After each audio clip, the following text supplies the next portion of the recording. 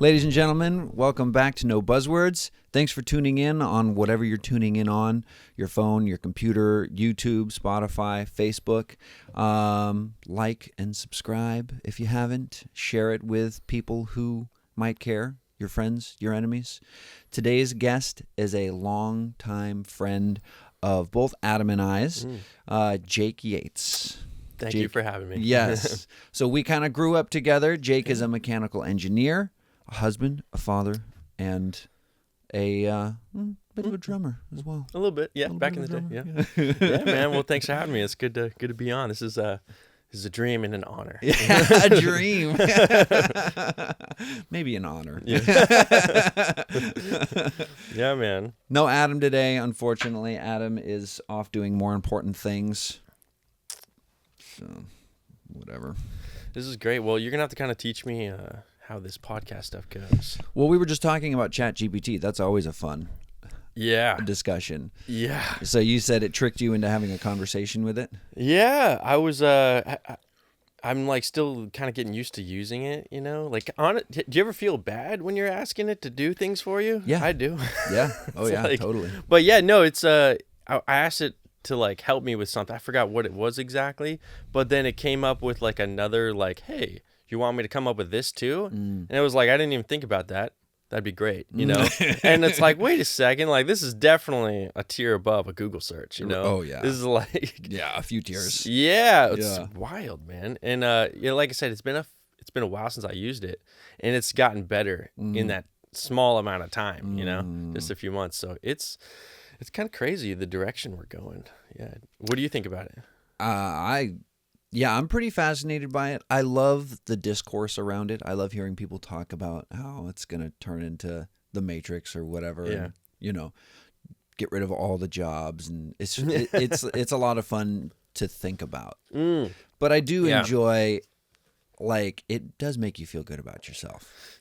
Yeah. It does make you feel good about yourself, and I don't think it minds letting you win. Like, you kind of think, like, okay, I'm going to come in with a controversial topic or something like that. I'm going to discuss something with ChatGPT. Yeah. And you feel like you know what, you're like, okay, Chat's going to disagree with me on this one. Yeah. And you're like, what about such and such and such and such? And it's like, yeah, actually, you make a really good point.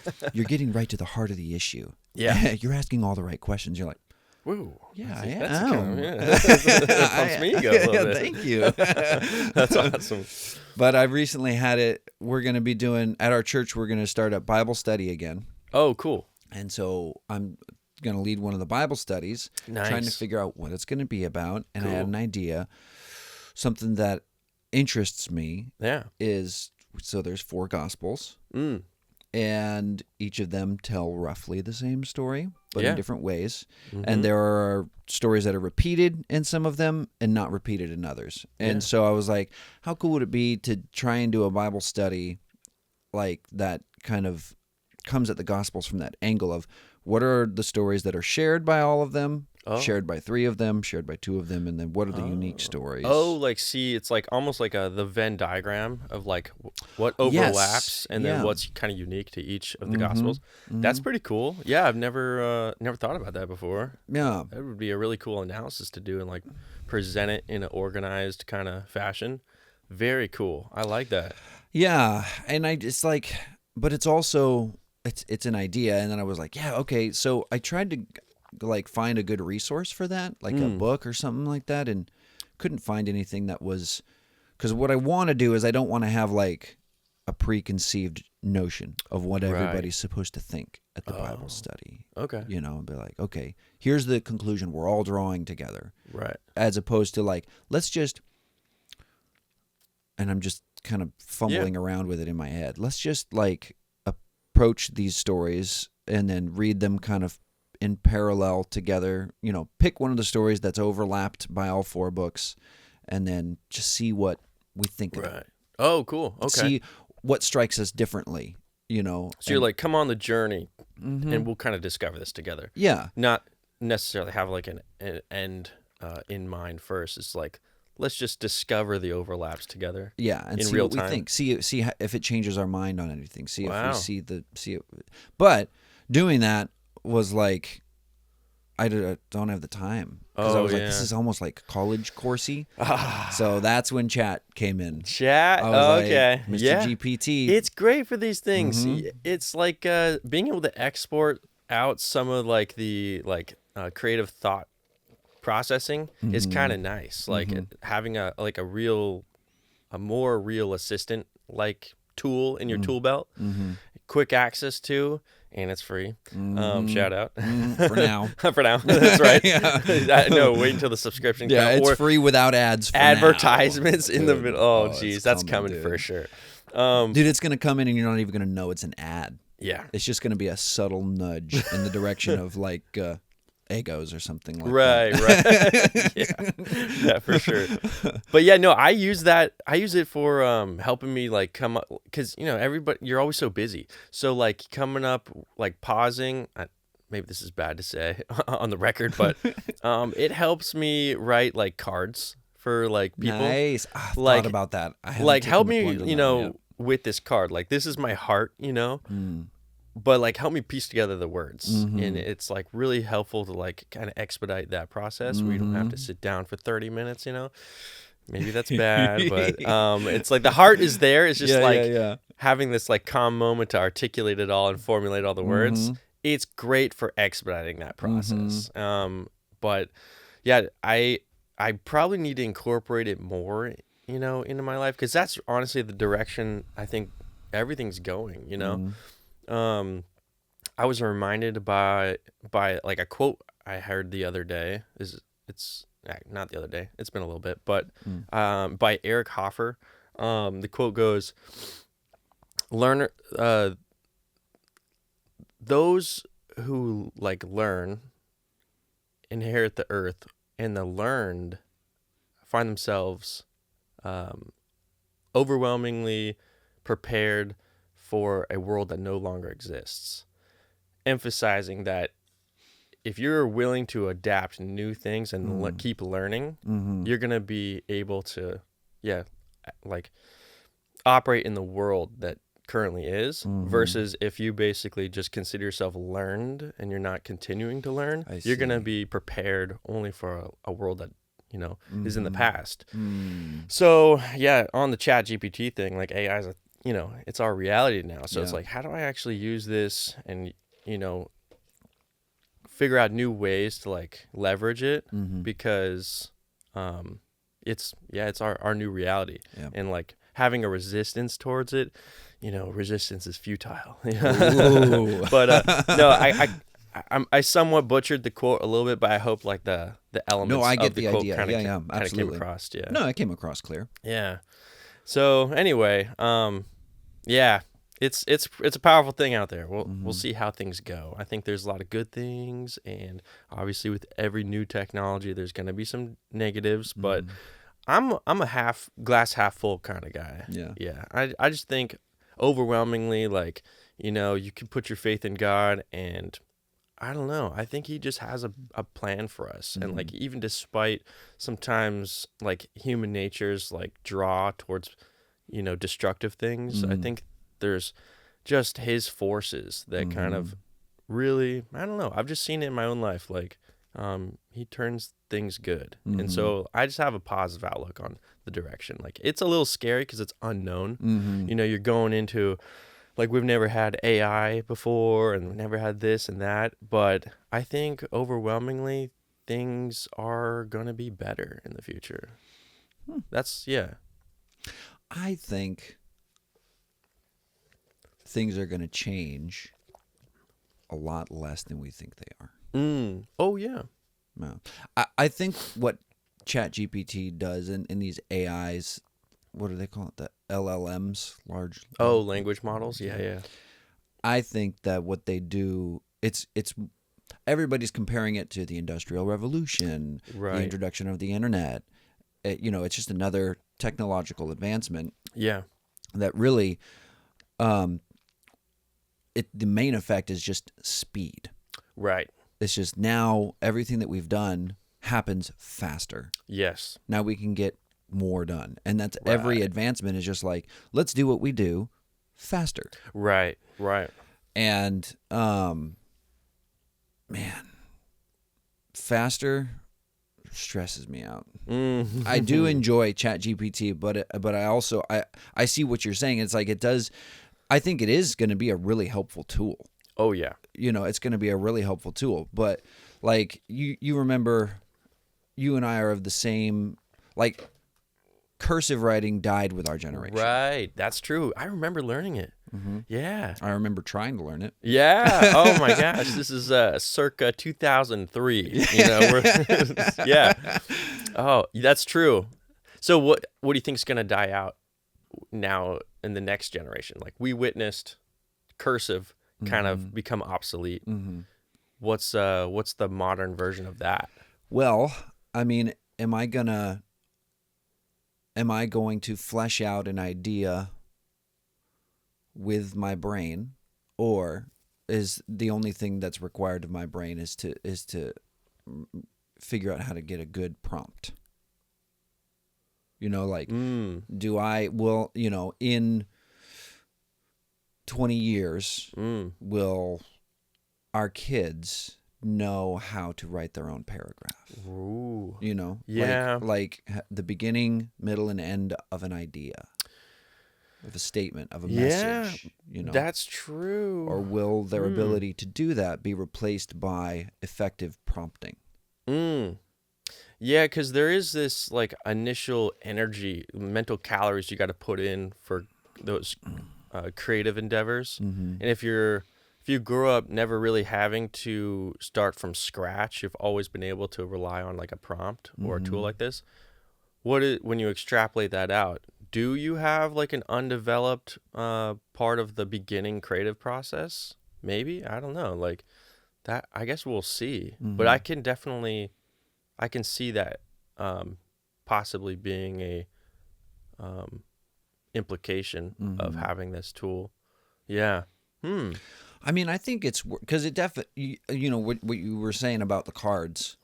It's definitely like if you've got, if everybody was born in the month of December and you're like, oh, man, I got 6 cards to write. Yeah. Yeah. It's like, then, but then there's also this notion of like, man, I can't remember the last time I wrote a card beginning to end with my words, and our generation, we did, to our credit, we did replace cursive with typing. Right. So it's kind of like typing kind of erased the need for immaculate handwriting. Right. Because it's incredibly legible. Yeah. And I think cursive was also for speed as well, right? Cursive was a way of writing quickly. But I think that's evidence of the fact that because you needed a way to write quickly, that's a display of how quick the human brain was working as well. Right. Okay. And so for me to get an idea out, it takes some time, but I think it's definitely worth it in the end. Yeah. If you spend the time to say, okay, I'm starting an idea, I'm going to struggle through the middle of it, and I'm going to finish it. Right. Even if it takes me a couple drafts or something like that. Right. And back to the topic of like just the speed at which things are moving. I remember I was listening to, I don't know if I've already talked about this on the podcast or not. If so, forgive me. But I was listening to an interview with Elon Musk, and he was talking about the stuff he usually talks about, which is getting to the moon and getting to Mars. And, excuse me. And he was talking about the limits of the human brain, the limitations of how quickly we can think about things, how quickly we can process data, and get things done. And so we're kind of limited in that sense. Right. And he's just thinking of a purely productive kind of like cold, hard viewpoint on it. Is like, if we can think faster, answer questions quicker, we can get more done faster, and we can get to Mars quicker. We can get more efficient energy quicker. We can accomplish more faster. So if only we can find a way to speed this process up. Right.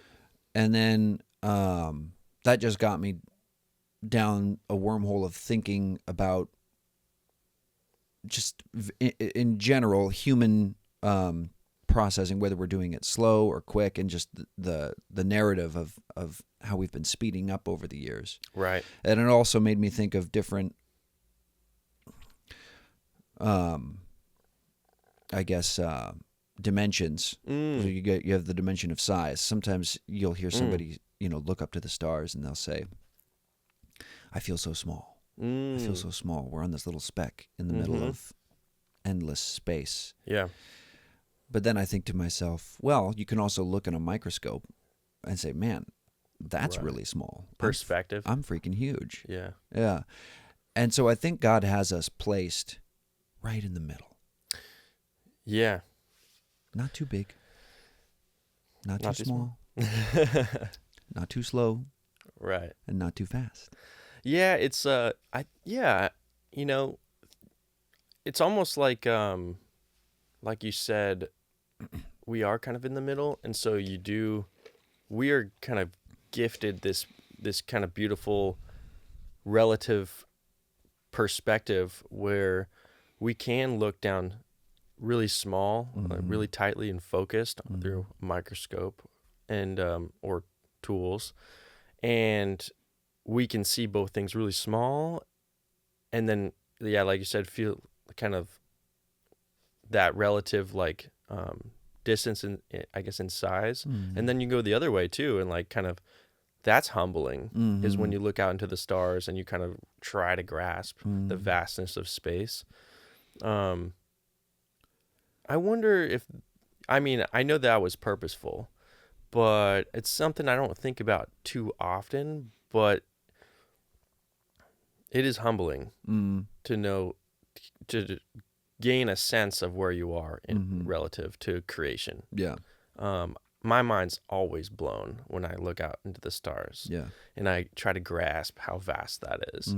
It's insane. It's wild. Yeah. And it's just like, sometimes I'm like, what is the purpose? It's like there's so much emptiness that's so big, so much, emptiness. I know there's planets and stars, but for the most part, space is pretty empty. Like, there's a lot of long stretch of empty. Right. There's just a lot of emptiness. And it's just like, that's, it's like, I wonder if one day we'll discover more on that, or if that's just something that God created and he's like, I just made this to blow your mind. You can just ponder this for a while. And this is just like, just there to discover. Give you, discover, to humble you, just give you something to, focus on or know me through this.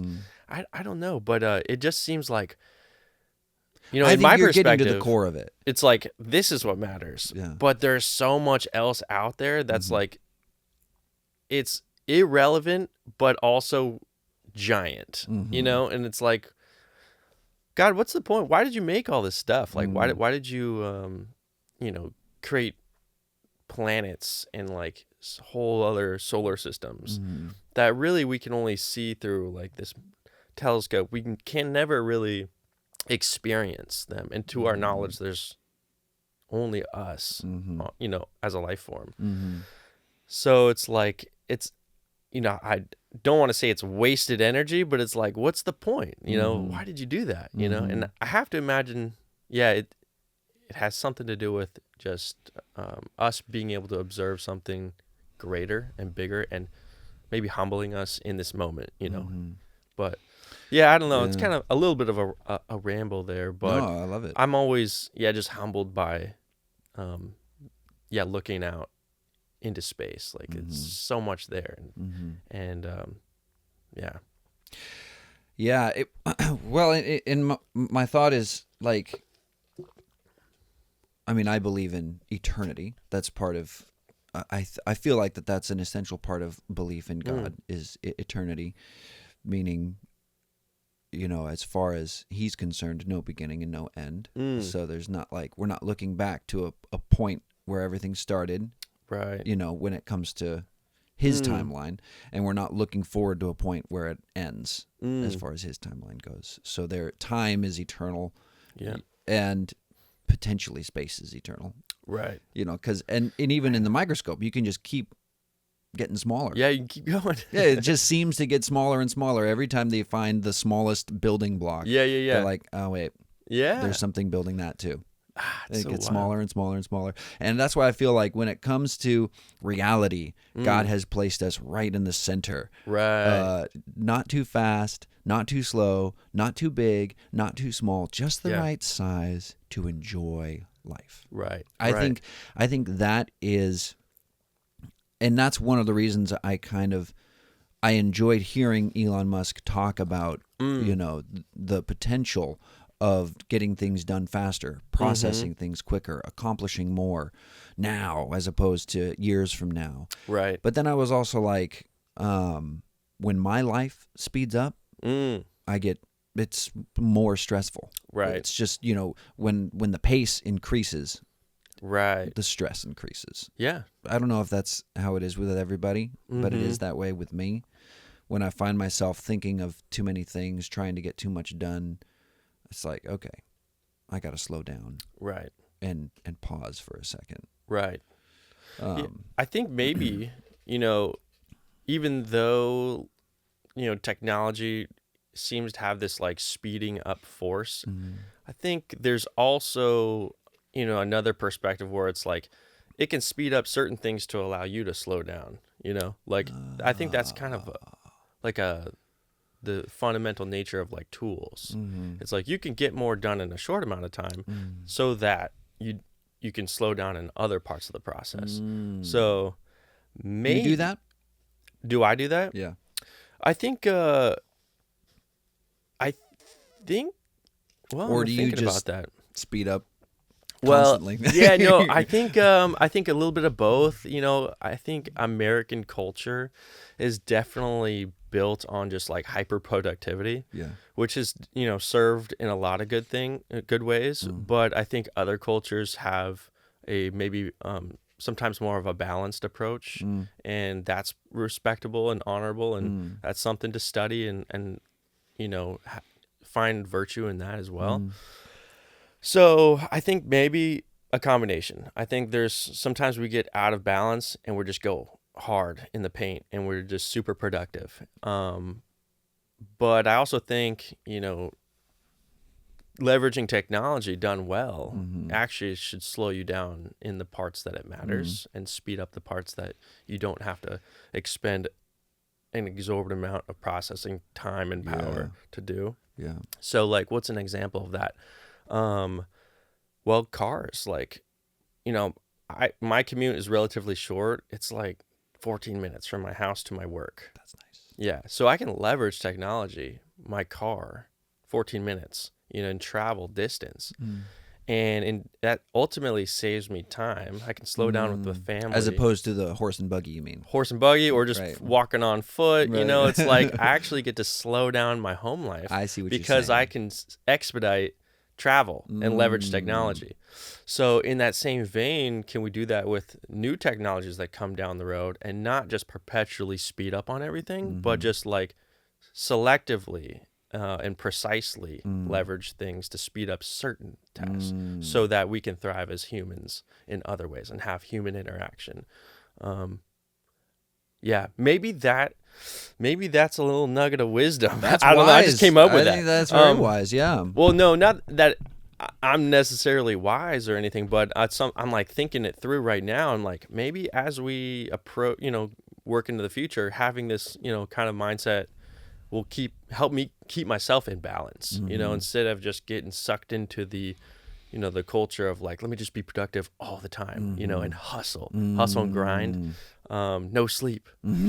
It's like, maybe the question is like, how can I utilize this in a beneficial way, right? But also maintain my human side too. Like I'm not a machine. I can't go 7 days a week. Right. So I don't know. Something to ponder. Yeah. Your relationship with technology that comes out and whatnot. It's easy for us to lean on new tools. Yeah. And source out our thinking and but I think that is a very, very, I really appreciate that viewpoint. Thank you. Oh, yeah. I think that's wise. Yeah, let's use these new tools to speed up the work so that we have more time to rest. Yeah. So that we have more time with our families, more time working on passion projects, yada, yada, yada, yada, yada. Yeah. Yeah, I definitely think sometimes when we like venture into the unknown, I think maybe there's a part of us that's fearful of like not knowing. And so it's easy to do the doom and gloom thing when new stuff comes out and whatnot. And I think this kind of goes back to looking at life half full or half empty. Because ultimately, I think fear is just a lack of knowledge. You don't know something, so you can only assume the worst. But yeah, or I kind of lost my train of thought there. But no, you're good. Yeah, when new stuff comes out, we can. It doesn't have to be a negative thing. That's all I'm trying to say. Right. It's not necessarily the Terminator. Right, exactly. Although I was thinking about recently, like all those old 90s movies about Terminator and like, all the technology, even Star Trek, it's like they got a lot of things right. Yeah, like it's dude. wild. How did they see that coming 30 years ago, 30, 40 years ago?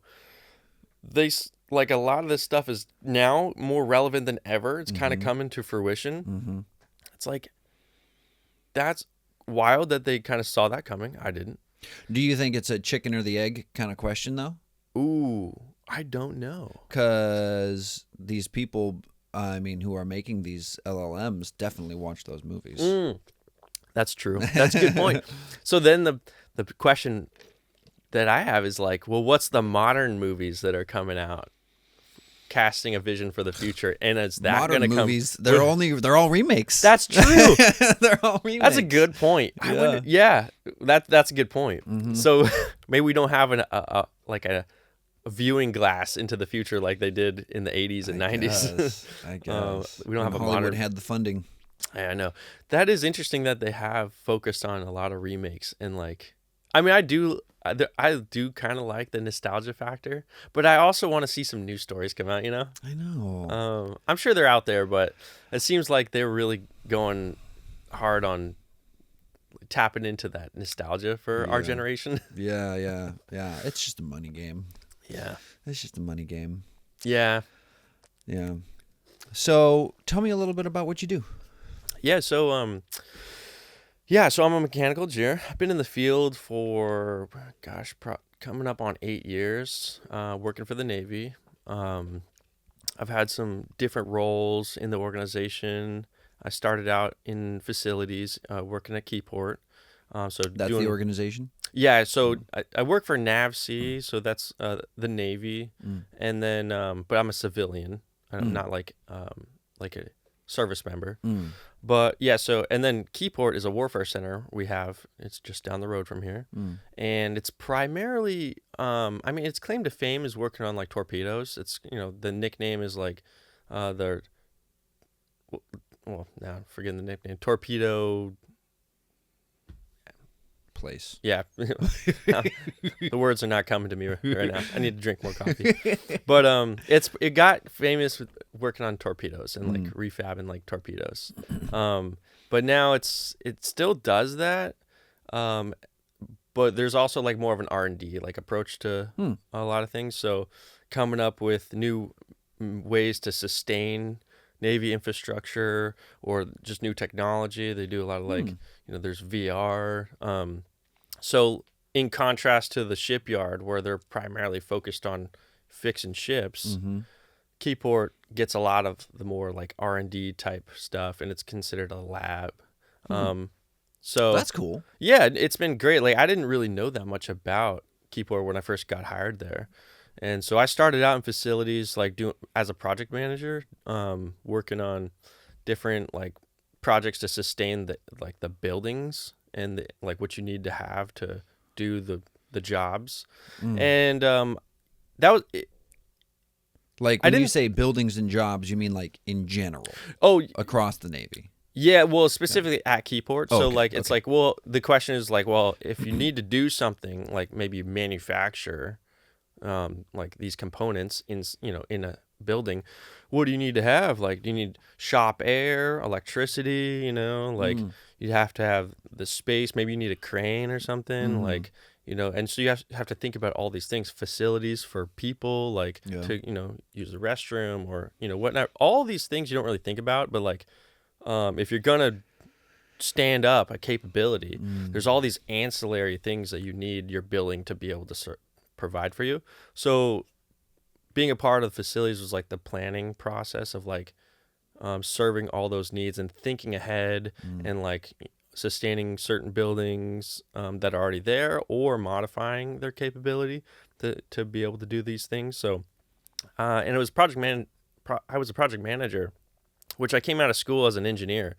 And project managing and engineering does have some overlap, but sometimes the skills are not like one-to-one. And so it was like a whole new learning curve when I got into that. And there was some good things and also some challenging parts of that job. And then I moved on in a design engineering role about a year after I got to Keyport. And that I definitely thrived more doing the design stuff, and I really enjoyed it. That's what I do today is, doing like mechanical and machine design, and to like sustain like Navy components and mechanisms and systems, just to help the warfighter. And so, yeah, there's been several awesome like opportunities that I've gotten to be a part of. Like, I did a deployment 5 years ago. Whoa! Wow. Yep. Yeah, it was a I great. didn't know that. Yeah, it was a great opportunity. I got this like, it was right before we had kids. I saw this window of opportunity. I got like an email, and it was like, "Hey, do you want to be a part of this group that you go into the field and you work with special operations?" Wow. And basically you're in a team, like a small, tight team, to like solve their problems in real time. Wow. And I'm like, this is an awesome opportunity. I don't have kids right now. Yeah, I went to 2 bases. I was in Jalalabad, Afghanistan. Whoa. And then Bagram, Afghanistan. Wow. So this is before the pullout, the famous pullout. My goodness. And it was awesome. Like, I was there just like ready to provide value, but also just taking in like this whole new culture of like rubbing shoulders with like real warfighters. Like, they're on the ground, Green Berets and Navy SEALs. Like, that was a wild experience. There's just a different kind of human. Those are the kinds of teams you were paired up with. Yeah, so basically the gist of the job was go into country, and they're all over the world, and you're teamed up with like an ex-special operations service member. So like my guy was an ex-Navy SEAL. Sure. And so and you're in a team of 2. So you're an engineer, and you're teamed up with an ex-special operations guy. And together you have to basically modify, invent, or fix equipment that helps the real warfighters that are currently doing the job do their job more safely, more lethally.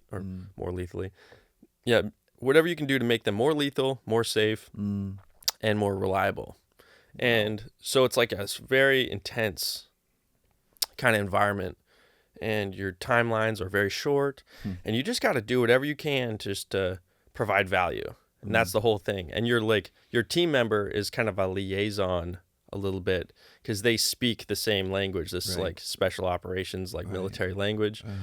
And then you as an engineer have a lot of the principles of like design and manufacturing and stuff. And so together you're able to like solve a lot of problems. And I was super happy I had like that team member with me. Yeah. Because there is like a huge culture difference between warfighters and people who like me are like in an office most of the day, most of the time. So that was a great experience. Yeah. Oh my gosh. Yeah, no, it was, that was 5 years ago. How long were you doing that? I did that. The deployment was 6 months. I think I ended up doing like just under 6 months. Came back a little bit early, like a couple of weeks early. But yeah, it was like around 6 months, and yeah, like you said, it was a culture shock. I mean, yeah, I'm happy to talk about it. You getting any hairy situations? Thought you might not make it out? Well, I mean, For the most part, it was pretty safe. You know, and they kind of said, they're like, don't worry, like, you'll be all right. Yeah. But I will say there was, you know, when you're in a war zone, there's an element of not being safe in your home country. Oh my gosh. I think the first night I showed up in Bagram in the middle of the night, like, just get there. It's been a long day of traveling.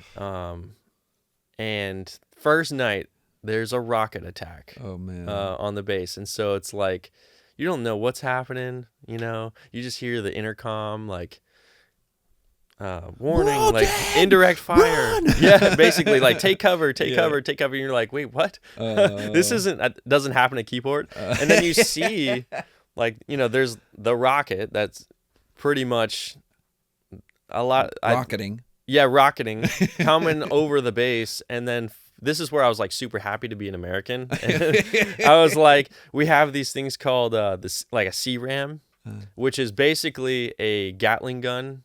Oh wow. That's like machine operated. So it basically sensed the rocket coming overhead, tracked it in 3D space, and shoots it. A Gatling gun shoots down the rocket. Wow. And at nighttime it's spectacular because it's like it's almost like fireworks because there's tracer rounds on these this Gatling gun. It shoots a 20 millimeter bullet and 3,000 bullets in a minute. Yeah. I think that's the number, 3,000. So it's like, brrr, like a big, like, deep. Oh, it sounds like a dragon, like. And if you never heard it before, like I didn't. Yeah. It wakes you up, like it's really loud. You see basically giant sparks in like a laser beam going across the sky, making contact with this rocket, and it explodes the rocket. Whoa. And that's an introduction to Afghanistan. Oh my gosh. So that was an experience, man, for sure. Yeah, there's a couple of those situations which you're like, wow, I am there's real people out there who don't like us. Yeah. And you're not in Kansas anymore, you know, so to speak. Yeah. Wow. That sounds like an incredible experience. I learned a lot for sure. Yeah, it was very humbling, and for anyone who like goes into those kinds of environments, like as an outsider to the culture of warfighting, we salute you. Well, yeah, that, but we also like you just got to come to the table in like with some humility, and do your best to be a sponge and just provide value. And that's I think the biggest thing you can do in those kind of situations, because there's nothing like someone coming into like your place of work with like a confidence that's not really earned. It's like you got to come with a humility and just an attitude of like, I want to provide value, you know? And that I think helped me a lot, because once you can communicate that relationship, you're much more apt to be able to, you know, build relationships and really actually provide value, because you're kind of let in a little bit. So that it takes a little bit of time to establish that, but it's such special operations is such a tight-knit culture. They're not welcoming like open arms. Like, you know, you have to kind of prove yourself and like have a good attitude about it. And so if I took away anything, it was like that applies to any team though. Like that, even though that's a very specialized situation, when you come into a new team, I think we're all humans. That same principle applies, is like you always have to come in with humility first. And with an attitude of, what can I provide, not what can I extract. Yeah. Excuse me. What would you say is the progression after successfully entering into a new culture like that? You approach with humility. You initially engage with humility. And then how does that humility scale? How does the humility scale? Because I feel like I have a very similar approach to you, in the sense that I favor humility. I don't want to come in like, I'm not the guns blazing. I think you and I have a similar approach when we're interacting with a new group. Yeah. I've never been in that kind of situation like what you were interacting with overseas, but I feel like that's a good rule of thumb. But it's also like something that I've run into is like, okay, how do I you start with humility, and that gets you in the door, and that lets people know that you're trusting them, and that you're not trying to change their culture. You're not trying to. You're not asking them to assume that you already know everything you need to know. And that is disarming and helpful. Right. But then eventually you have learned a couple of things. Right. You do understand this group that you're a part of all of a sudden. Right. So then how does that humility scale in that situation? I don't know. It's I feel like that's what I run into. Right. For me, that's a problem I run into for myself is like I keep my humility at that same level, and I feel like I get to a point where it's like, okay, I need to not be necessarily prideful and conceited, right? But I do need to own my expertise, right? To a degree. Yep. It's like I do need to command a little bit of respect, right? Yeah. That's a good question. It's actually, it's something that I think I'm also working on, is especially now getting older too. Like, I'm no longer the greenest person in my, group. It's like now I have some experience, and I'm also trying to find that balance. Like even currently, and I think maybe it's gonna be like a walk for your whole career. Great. But I think walking in confidence, like if humility opens the door, I think, to the relationship. But eventually, you have to be able to perform and provide value. And I think confidence is a huge component to being able to be trusted. Like, I mean, I don't. It's a subject that I'm still kind of studying, so I don't want to like portray that like I am, an expert here. But I do notice that confidence is a huge portion of being trusted, so I think humility opens the door to being a part of a group and building that first relationship. But I think when eventually the rubber needs to hit the road, and you need to be able to walk in confidence and provide that value back.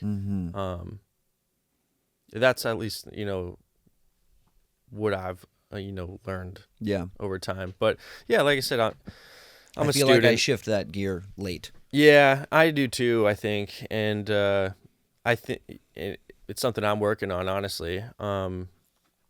I think that's part of mastering leadership is that journey of like, balancing humility and confidence.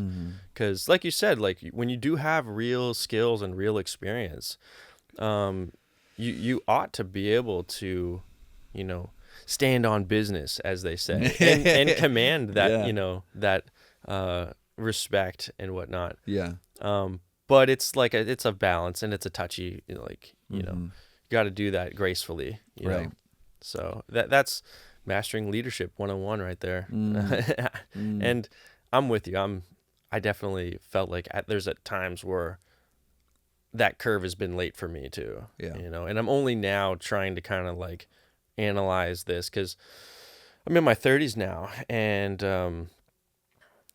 I've had some time in the game, and now I have this interesting, I don't know if you've had this in your career as well, is like there's new guys coming up and new gals who they're looking to you for answers. And so it's like if you don't have a posture of confidence, then that's actually pretty detrimental to the team, for the people who actually don't have experience. Right. So you do have to at some point step up to the plate, and be the leader that your position, holds, I guess, or the position that you're in.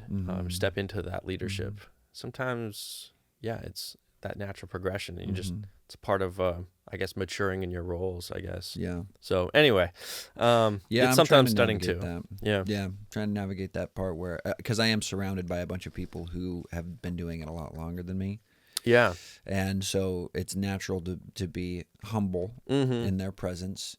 But I'm also in a position where I have to lead, you know, and I definitely feel like, okay, it's time to start leading with some confidence. Yeah. Not that I need to abandon humility. Hopefully I can combine those two. Right. You know, confidence, competence. Yeah, competence. And humility, kind of get those three together. Yeah. And then, you know, get my team to really start trusting me and like, okay, we can lean on Michael a little bit. Right. So anyways, I just was thinking about that as you were talking about, yeah. But that being said, I think humility still does have a place, even as you grow in competence and confidence. Right. Those things still need to be tempered with humility. Totally. But there's a difference between the humility that says, I'm new and likely to make a mistake. Right. And I'm confident, but I'm also not better than you. Yeah. But you can trust me to get it right. Yeah, definitely. And I also think there's, you know, when talking about this whole dynamic is like, there is an element of, like context to like what your environment is. So like for me, in my specific situation, when I was going overseas, I was walking into their world, the special operators world, Right. you know, and it's like, that's a lot different than them coming to my office and like asking questions on how I do a design and how I use, you know, computer aided tools. You know, it's like there's this context of needing to have some respect and there's another word I'm looking for, but yeah, when you walk into someone else's world, Meekness. Meekness. Yep. Yeah, having some discernment and whatnot in that situation, I think is required. You know, understanding, I guess, your context. So, like I said, when I'm going overseas, like I have a small amount of time I'm over there, you know, and they live in that environment. You know, they live and breathe it. So there has to be, you got to respect, you know, someone else's world. But likewise, if, like I said, if they came to Keyport or they, you know, decide to step behind the desk and the computer and want to put up designs, I would expect the same sort of, like, you got to slow down and you got to follow principles, you know. And this isn't, you know, you're not running and gunning here. Like there's other implications. Like in their world, they're running and gunning, quick decisions, fast, 80% solutions. You know, that's the kind of their motto. Where in my world, it's like you slow down, you get it right, you design it properly, because if you don't, people can get hurt, you know, in a different kind of way, you know. Do you plan your kids' birthdays? Are you the party planner? No, I am not the party planner. The way you describe your job, you sound like a great party planner. No, that's my wife. Planner. Yeah, no, that's my wife for sure. She is an amazing party planner. My wife and my mom and my wife. When they get together, they are two peas in a pod, and they work so well off each other. I don't do well. I support the parties. I do what I can, you know, but they cast the vision, and I'm just like, whatever I need to do, you know. Yeah. No, but engineering, I guess, is kind of maybe similar in that way. I never thought about it like that. The way you talked about like having to plan and think about everything that a building will need, everything that a certain I don't know what my mind, that's where my mind went. I was like, I bet you he would plan a good event. Yeah, there is a process. Engineers are very process oriented people. Yeah. So yeah, like I think you could apply it to, you know, party planning for sure. Maybe that's more the special operations mindset. Yeah, man. 80% solutions. Right. Yeah, exactly. Yeah. Quick, fast, and in a hurry. How old are your kids? I got a let's see, in November, my daughter will be 4. And in September, my son will be 2. So yeah, we just had a win in the last month or two, So he's what, 22 months now, and we got him potty trained. Dude, yeah, it was a huge win for us. When did you guys start working on that? When he was 19 months. So now he's 22 months. Okay. So I guess last 3 months ago we started, and it's been, I mean, for those who have kids, they know. When I talk to people who don't have kids, they're like, cool, man, nice. But for us, we're like celebrating. We're like, this is such a huge win. Yeah. No more stinky diapers. Peeing on the carpet. Yeah. I mean, it's still like, it's a process. But I've now had to change a stinky diaper in 2 months or 3 months. So yeah, we're pretty proud of him. Lincoln, I got a boy and a girl. What a great name, Lincoln. Yeah, it's Kinsley and Lincoln. And they're incredible. I mean, I have a boy and a girl, and I am always in awe about the differences, the dichotomy between male and female. Mm-hmm. Obviously, they also have their unique personalities, but there's also this male-female difference that is just incredible to observe. And I always tell people this. I'm like, when I was younger, I used to hear a narrative like, boys like tools and trucks because they're conditioned to like those things, and girls like, Barbies and, tea sets because they're conditioned. Right. And I was like, well, I didn't know any better. Oh, sure. And then I had kids of my own, boy and a girl. And I'm like, oh no, oh no. God programmed them from the get-go. Yeah. Right out of the womb, there was a proclivity for certain things. Yeah. And that is pretty amazing to see. Yeah. Like and as parents, as you know, because you have a little guy, you do influence your kids. But there's also, when you observe them, you're like, oh, that's just coded into them from the start. Like, I didn't do that. Yeah. And you see it early on. Did you notice that after having a boy? Or did you notice it with just one child? I saw with just one child. Yeah, because Kinsley, she's my oldest, and she had this like proclivity for being very nurturing. And I know not all girls are like this, but it was just such a blatant, like these very feminine characteristics were coming out of her at a very young age. Like, I'm talking even at a year old, she was just had this wants to take care of her little babies, like, stuffed animals, and just very nurturing. And also my interactions with her, like, she just always would want to be, like loved on and not roughhoused. She doesn't like being roughhoused. Whereas my son, later on when I had him, he's like, he fills his cup up to be thrown against some pillows, like he wants me to do like some WrestleMania stuff, and like he gets so much, fulfillment out of that. Whereas my daughter, she's like, you will treat me with respect. I am a princess, Yeah. But we saw it earlier with her, just the nurturing. Yeah. And how about you with Isaac, your son? Yeah, Isaac's, well, we'll see. I he's 14 months. He'll be 15 months in a little bit. And he's pretty laid back. Yeah. I mean, he's a baby. He's definitely a baby boy. He likes to run and gun. But I don't know. We'll see. What have I observed that makes me I mean, I don't know that, like, what you were saying about. And see, that's why I'm kind of wondering. I wonder if we have another and it turns out to be a girl. I'm wondering if then I would be like, okay.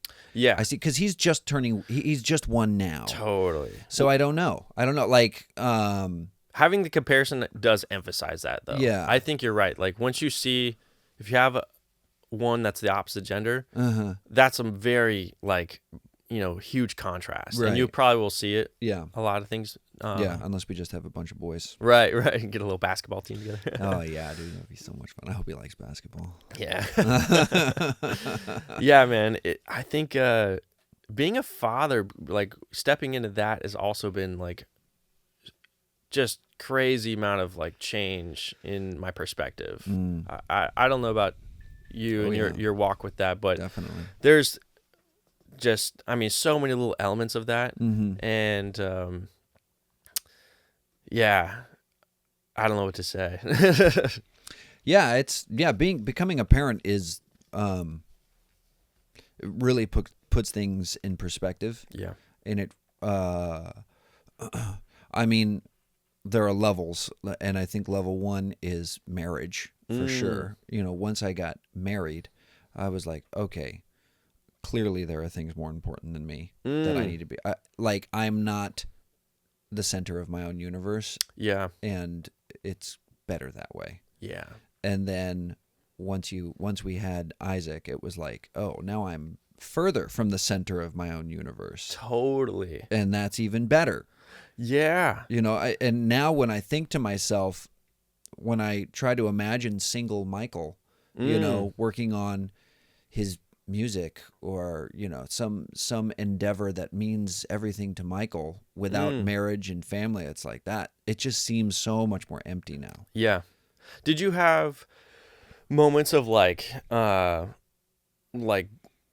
growth in that? And what did that look like for you? Because, for example, like I remember when I first was looking at getting engaged, and I was feeling this pull of like, I can no longer be the center of my own universe. And there was a little bit of this like transition period and internal, like, I want to get married, but it requires, you know, not living for yourself anymore. Right. You know, and I'm a Christian, so, yeah, you know, we ought not do that anyways. Right. But it becomes very tangible when you enter into a union, right, where you're like, this is elevated above myself. She's elevated above myself. Mm-hmm. And I remember feeling this internal, like, sifting it through, kind of trying to understand that. I remember, you know, Jessica and I having this like argument, and it was a very dumb argument, and it was all centered around like me wanting to still be able to buy these toys, you know? Yeah. And because you're always told like, you know, now that you're married, you're not gonna be able to do those kinds of things, or at least there was some narrative out there like that. Yeah. And I remember feeling like kind of this frustration, this concept that's not even real. Like, right. She wants me to have toys and like fun things, right. and like she is more positive towards, you know, going and, you know, spending money on those kind of things than even I am. Yeah. But in this moment, I was like feeling this inner, like, you got to die to yourself a little bit. Yeah. And I was still trying to, you know, hit that standard internally and really grasp it. Did you have moments of that where totally you were also like coming to terms with this new responsibility? Yeah, absolutely. What did that look like for you? Yeah, well, for me, we dated for a very long time. Mary and I dated for 7 years before we got married. And I, as I have said on this podcast before, wanted to be a rock star. I wanted my band to take off. I wanted to go figure out how to make that my thing. And had kind of set myself to do that. And got married with that assumption as well, that I was going to still be able to figure that out. And I'm so glad it didn't work out. I'm so glad it didn't work out. But I mean, it's a process that I'm still in. I'm still learning, you know, the understanding of me not being the most important thing to me. That story is getting richer and richer. Right. You know, the more responsibility, you know, the more familial responsibility I acquire, you know. Totally. The less I care for my endeavors that are focused on me. You know, it's like the time that I spend alone thinking about Michael is the time that stresses me out. I mean, I shouldn't say that. The time that the time that I spend thinking about myself is the time that stresses me out. You know, when I'm thinking about what are my responsibilities to the people that I love. Yeah. You know, it's just that's a focusing. You know, it centers. Yeah. It starts to center you. But yeah, you know, having to walk away and admit that music is not my baby. My projects are not my babies. It's like I have an actual living, breathing human being that is depending on Mary and I for everything. And if I'm thinking selfishly, I am ruining their life. Right. If I'm thinking about myself, if I'm thinking primarily what is good for me, what is fun for me, what do I want my life to look like, then I'm like trading his future for mine. Interesting, yeah. You know, and I can't do that. Yeah. I'm trading my future for his. You know, it's like I'll trade all of it for his. Gladly drive my future into the side of a mountain so that he can keep flying. I love that, man. I love that. And yeah, that's a huge all of my success is for his success. Right.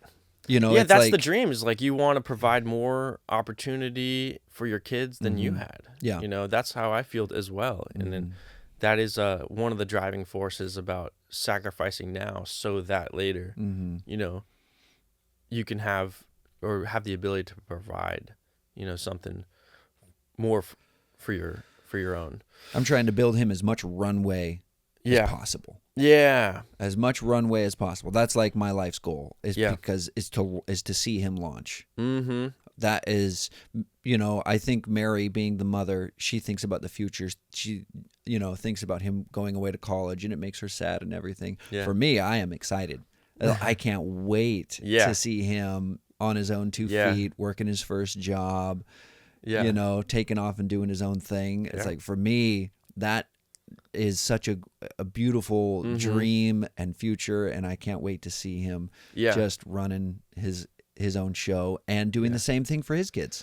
Yeah, I'm excited too with, like, you know, right now with little kids, the relationship to like parent to child is a little bit, it's different than when they grow up. Like right now, like my parents, they're still my parents, and like there's this difference in age, and our relationship is still always going to be mom and dad and son.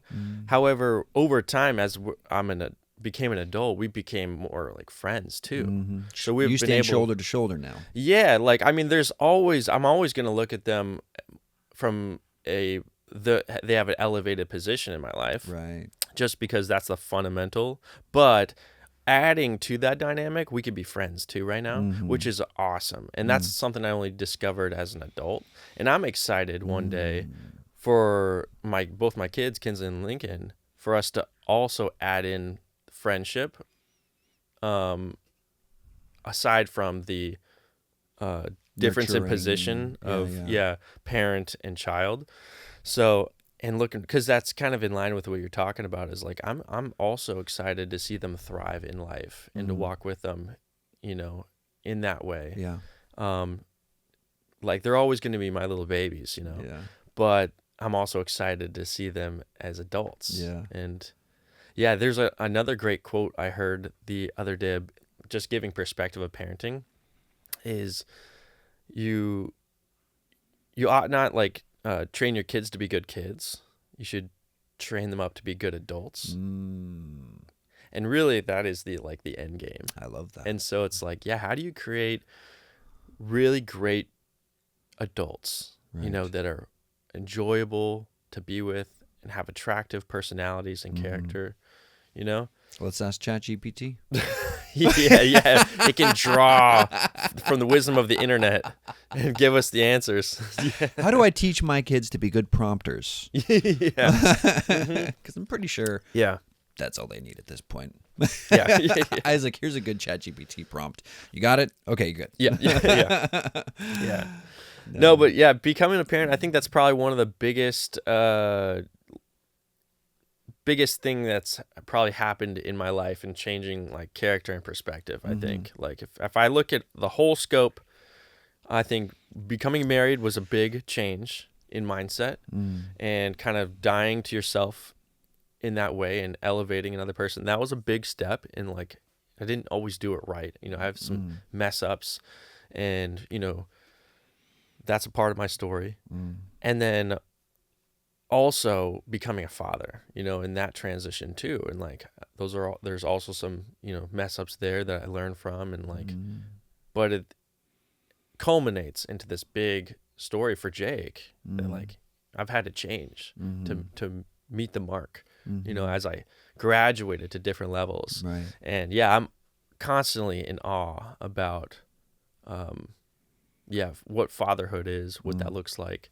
And also, I don't know about you, but I understand my relationship with God more through that perspective and that lens. Like, I understand his wisdom more now that I have little ones of my own. And there's this constant, like, inner, like, I guess sermon that always comes up in my brain is, even though I don't always have the answers for why God does things, it's like I can still put my trust and faith in him because he knows.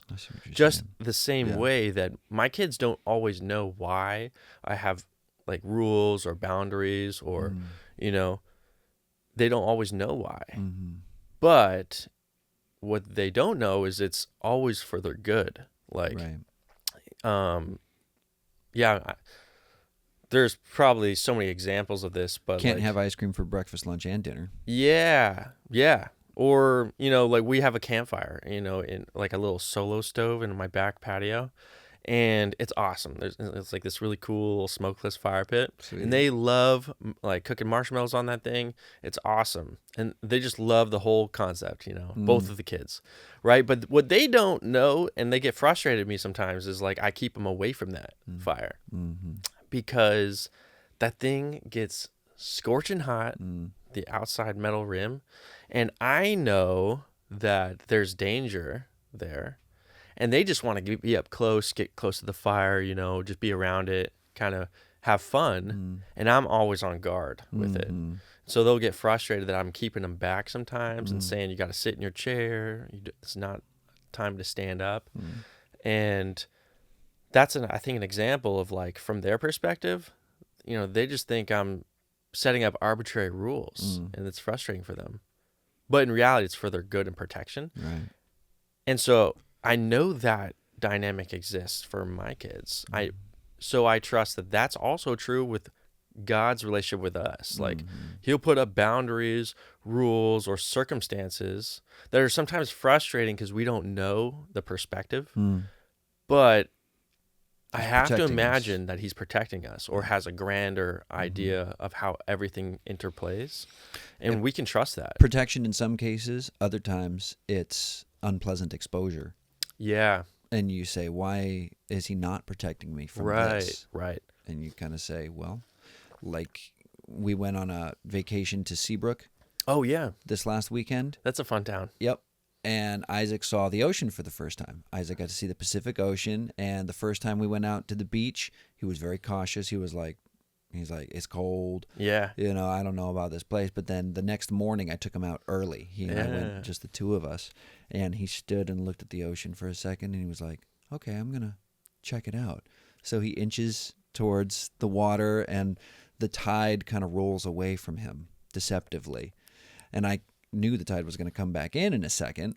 But so I stood back, about 13, 15 feet and just kind of let him figure it out. And he got closer and closer and closer. And then the water was just kind of like, gotcha. And just the tide rolled in right underneath him. And he was like, oh. It was super cold. He's just a little 1-year-old. And it took everything in me not to run in there after him. But he kept his balance. He was like, oh. And he turned around and looked at me. Yeah, and he was like, what? It's like, you betrayed me. And I was like, come here, buddy. And he made it back. And, he was fine. But it was like, there was this, why didn't you, pull me out of this cold water? It's like, because, it's a little, it's a safe, it's just enough exposure for you to understand a little bit about. Yeah. Getting this healthy. The world you're in. 100%. And I honestly think that's one reason God created the father is because for those kind of learning opportunities. As I look at my wife and I in our approach to parenting, it's this beautiful complementary approach to it. the kids get a lot more of a nurturing, side from their mother. I'm nurturing too, but more of a sensitive approach. And like if she could, she would wrap them in bubble wrap. Yeah. And then on my side, I try to balance that out. And it's like, I want you to get exposure to like real things in the world, because if you're not aware, happy to see a couple scrapes on the knees. Yeah. It's like, ultimately those are lessons that you're going to be able to operate in the world with a true knowledge of that not everything's safe. So you have to be calculated and careful, and you can do things, and you can take on some risk, but it's like learning to calibrate that. And I want you to have experiences to be able to calibrate yourself. So getting some bumps and scrapes, is, I think, good. It's like, I don't want you to maim yourself. We don't want a first-degree burn. Yeah, but I do want you to experience some uncomfortable situations. That way, when you get to the situation again, you can be calculated and you can understand that there is danger, And like I said, it's all about calibrating kind of the risk. But yeah, no, I think that like the way God made moms and dads, and you guys work together, it's a beautiful thing. And it's like, I'm living this every day. So in real time, I'm always like, again, in awe of that institution, that creation that God made, like marriage and family, the nuclear family.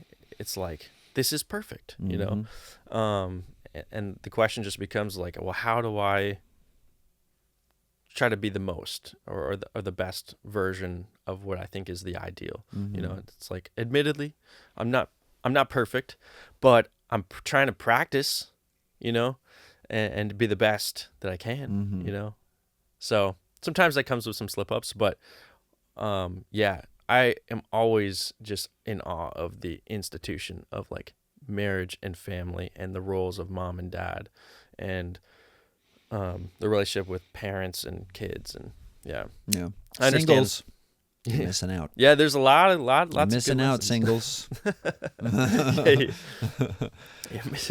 Yeah, it's definitely just a worthwhile endeavor. I feel like there's been a narrative. I don't know. Since I graduated high school, there was this like, the world's getting overly populated, and like all this like stuff that's puts a negative light on having kids. And I know our generation is like, I think one of the first generations to basically not produce more kids than the previous generation. Have you heard that? I've heard stuff like that. Yeah. And I think that's kind of unfortunate, like, because I will never be able to create the value through working on, it's right. Like the work that I do will never equal the value of a child. Right. Yeah. But my work is like justified by having a child. Right. It's like I have a kid, and that's a better reason to work than anything that I could have come up with without a kid. 100%. If I don't have a wife and a child, what am I working for? I'm working for me. Right. It's like that doesn't really make any sense. Yeah. To me, it's like I don't need enough for, if it's just me, I don't need enough for retirement. I don't need enough for this or for that. It's like I just go be a beach bum or something. Right. Yeah.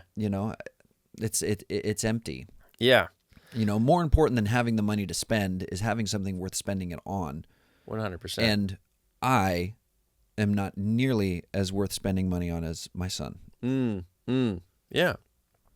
Yeah, I think there's a weird cultural like movement towards like not having kids right now, or pushing off having kids for the pursuit of career. But I think that is just a I don't know, a fallacy, or a unwise pursuit I think I'm super pro family and like pro kids, and I think if you can have kids, I think you should. I think it makes you a better person. I think and I'm not trying to elevate myself or yourself on a pedestal. It's just like I've seen the level of just growth from myself and like the smoothing out of my rough edges going through this process, and ultimately I'm a better person because of getting married and having kids, and that's like I want this because it for forces everybody. you to think about yourself less. 100%. Yeah, 100%. Yeah. I think that's a good note to end on. I like it. Hey, thanks for having me. This is a blast. We should do this again sometime. Yeah, absolutely, dude. This is episode like 23. So before too long, we're gonna start getting some of the guests to come back, and that'd be fun. That'd be great. Yeah, and dude. Shout out to Skylar. Thank you, Skylar. Yeah. You're our Jamie today. Yeah. Can you pull up some videos of bears real quick before we head out? No, thank you. I appreciate it, Skylar. You're the best. Yeah. All right. Thanks, everybody. Adam, you suck.